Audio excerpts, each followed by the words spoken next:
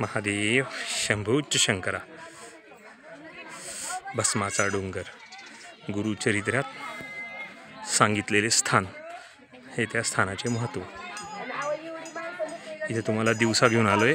काल रात्री आम्ही या डोंगरावर झोपायला होतो. इथं झोपल्याने आधी व्याधी नष्ट होतात. शरीरातले कुठला काही प्रयोग झाला असेल, काही असेल तर या ठिकाणी झोपल्याने ते नष्ट होतात. या भागाला भस्माचा डोंगर असे म्हणतात. पूर्वी तर खरंच डोंगर होता, पण ते लोकांनी असं करून आता खड्डे होऊन गेलेत. पण या मातीला अजूनसुद्धा ताकद आहे. याच्यामध्ये त्या भस्माचा अंश आहे. महादेव शंभूच शंकरा ही जागा भस्माच्या डोंगराची. महादेव. आणि आम्ही झोपलो होतो ही जागा.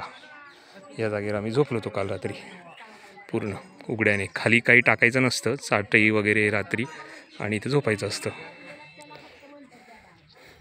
शरीरातल्या आधी व्याधी सर्व नष्ट करणारा भाग आहे हा. महादेव शंभूच शंकरा.